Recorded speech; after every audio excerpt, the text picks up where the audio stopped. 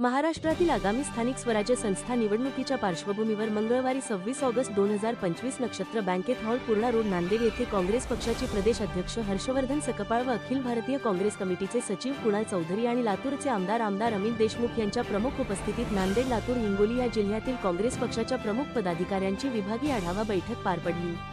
या बैठकीत तिन्ही जिल्ह्यातील पक्षाच्या विविध सेलच्या कामकाजाचा तालुकानिहाय आढावा घेतला। संघटनात्मक बांधणीवर भर द्यावा, आगामी स्थानिक स्वराज्य संस्थांच्या निवडणुका ताकदीने लढवता याव्यात या दृष्टीने नियोजन करावे, केंद्र आणि राज्य शासनाचे अपयश जनतेला पटवून द्यावे, शेतकऱ्यांचे प्रश्न, महिलांची सुरक्षा, वाढलेली महागाई आणि बेरोजगारी या मुद्द्यावर लोकांमध्ये चर्चा घडवून आणावी आदी सूचना यावेळेस देण्यात आल्या।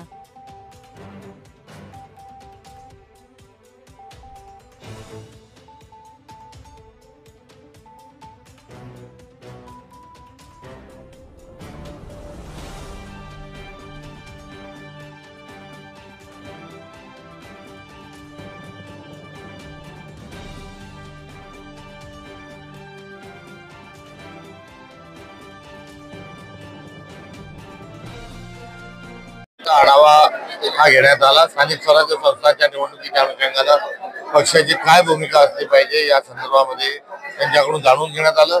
यापूर्वी काँग्रेस पक्षाने आघाडी आणि युतीच्या संदर्भातील सर्व निर्णय हे स्थानिक आमच्या अध्यक्षांना आणि स्थानिक नेत्यांना दिलेले आहेत। त्या अनुषंगाने पुढे जा अशा प्रकारच्या सूचना त्यांना देण्यात आलेल्या